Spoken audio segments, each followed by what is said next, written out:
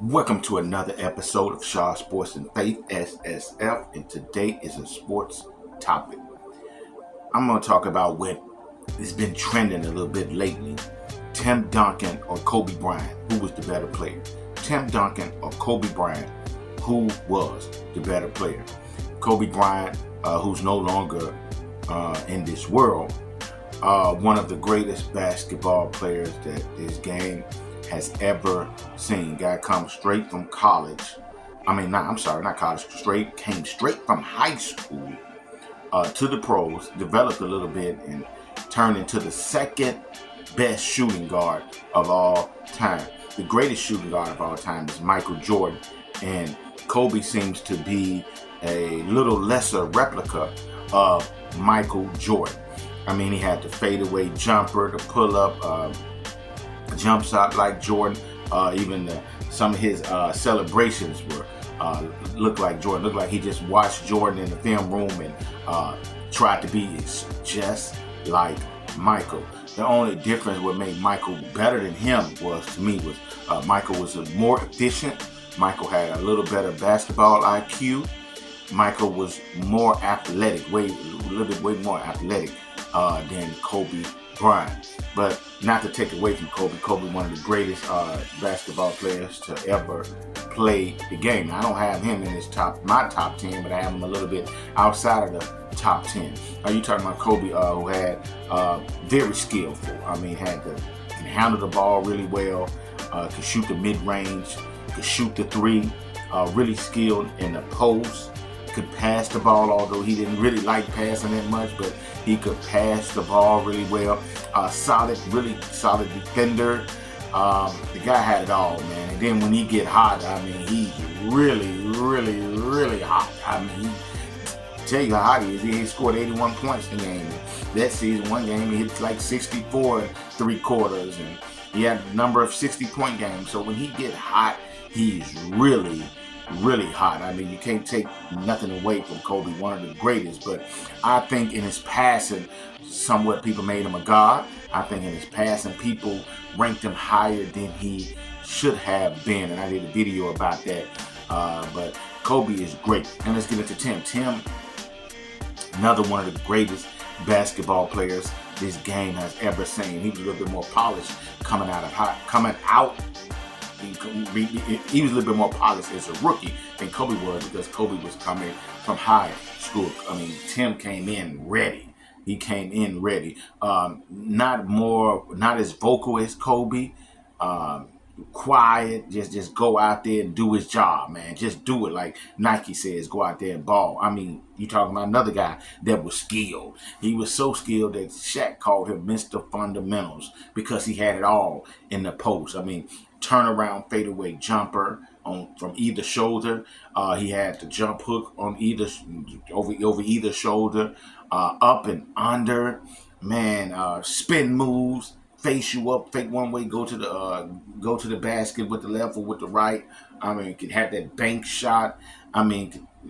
Pass really good. Really good defender, one of the better defenders the game has seen. And he's considered, unlike Kobe, he's considered the best power forward to ever play the game. In his position, he was considered the best, where Kobe was considered the second best. So, two great players, two of the best the game has seen. Now, which one is better? I came up with 4 reasons to discuss why one may be better than the other. Number one is skills. Number 2 is leadership. Number 3 is the impact on winning. And number 4 is achievements. Now let's talk about skills. Both of these guys were skilled, really skilled. Kobe could score in all different ways. The 3-point game, the mid-range game, driving to the basket, in post. He had it all as far as skill and handling the ball. When you talk about Tim Duncan, who was a bigger man, and he wasn't, as a guy looked up to be, out on the wing dribbling and handling the ball. Although he handled the ball solid pretty well for a guy his size. But Tim could hit the mid-range jumper. Solid when he hit that mid-range. Solid on the corners with hitting bank shots. Good at the bank shots.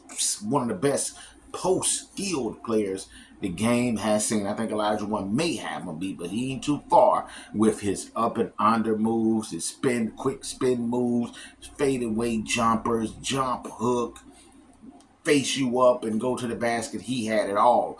I may give the slight edge to Kobe because he could do so many different ways, handling the ball, 3-point, mid-range. So I might give the slight edge to Kobe because, like, again, he can shoot the 3-point, he can shoot the mid-range, he can shoot the fadeaway, he had the post, he had the handle, but Tim ain't not too far off when it comes to skills. But as far as a big man, Tim, and it's not too many guys as skilled as him as a big man. Now, when it comes to leadership, I have to give that edge to Tim Duncan. I know this might shock some people, probably, but I have to give it that edge to Tim Duncan because a good leader doesn't run his teammates off, doesn't run coaches off. Kobe was a terrible leader to me. I would also probably add Michael Jordan was a terrible leader, although it may have been effective and they got winning, but you cussing your teammates out. You had one of them when he had Smush Parker, where the team would sit together at a team luncheon and Kobe would sit by himself, and then Smush Parker came over there to try to talk to him, and Kobe gonna say, "What have you accomplished? What have you done in this league to think you can talk to me? Get up out of my face." What kind of leadership is that? You cussing out your teammates. Your coach had to get on you constantly about passing the ball. You get into it with Shaq. And then you run Shaq off because you want to win a championship by yourself.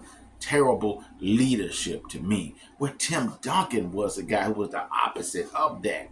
Tim Duncan led by example, by coming in there working hard, coming out there balling out, giving it all he had, and being coachable. Whereas Steven Jackson said it himself that Greg Popovich would go off on Tim Duncan just like he'd go off on the man that's not even getting in if he play bad.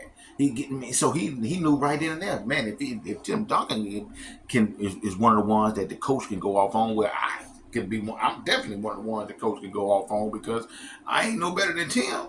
And so Tim was coachable.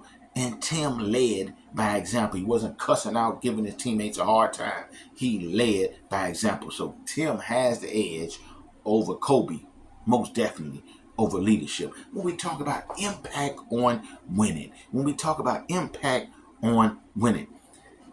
Kobe ran off Shaq, ran off probably some other teammates. Phil retired and had to come back because this man was just uncoachable. Another reason is he would shoot over 2 and 3 people, wouldn't trust his teammates, took terrible shots. Now he made some hell of a shots, but he took some terrible shots, wouldn't pass when guys was open. He could have won more if he would involve his teammates more. So to me, he wasn't as big on impact as winning when it comes to Tim Duncan. Tim Duncan was a guy that you had to double team just like you had to double team Kobe. You had to double team because he was going to get you 30 or 40 in the post. So you had to double team him. But Tim was a willing passer. He found somebody cut to the basket. He found a 3-point shooter. And he allowed guys to be stars alongside of him, whether it was Tony Parker, whether it was Manu Ginobili, whether it was Kawhi Leonard. He wasn't one of the type of guys that was so insecure about being the man that everybody else had to be up under him. No, he let everybody else, ball out with him and even got their shine on. So Tim wasn't insecure in his wanting to be the man so much that he ran people off and gave people a hard time and shot over 2 and 3 people. But Tim was a willing passer and let everybody else shine. Well, we talk about achievements.